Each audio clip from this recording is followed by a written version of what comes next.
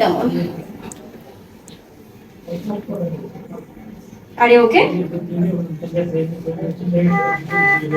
Ma'am ওনাকে তো release দেওয়া হচ্ছে, ওনাকে এখনো চেকআপ, ওনাকে ছাড়া হয়নি।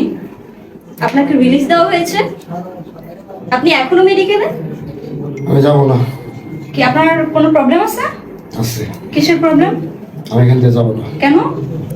যাইতে ইচ্ছে করতেছে না। আজব কথা, আমাদের তো অন্য পেশেন্ট আছে, আপনি যাবেন না কেন? আমি যাবো না, কেন আমি টাকা দিয়ে থাকতেছি না, আমি ফ্রিতে থাকতেছি। আপনার টাকা দেওয়ার জন্য না তো, আপনি এখানে তো সুস্থ শুধু হন। পেশেন্ট থাকবে, আপনি তো থাকতে পারবেন না, আপনি তো সুস্থ হয়ে গিয়েছেন, কারণটা কি সেটা বলেন। কারণ বুঝেন না।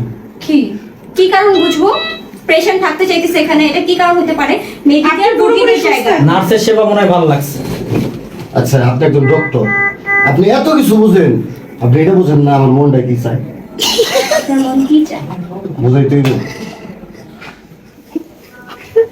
বুঝলাম না।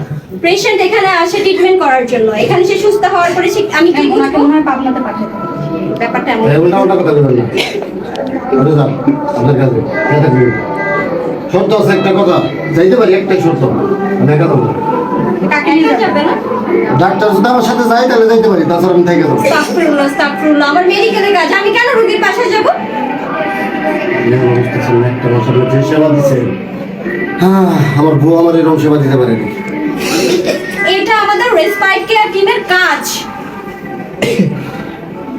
জীবনটা একা কাটাইতে চাই না, একটা তো সঙ্গী প্রয়োজন নাকি? নার্স, গার্ড ডেকে নিয়ে আসো, ওকে ঠিক বের আছে, করো। ঠিক আছে।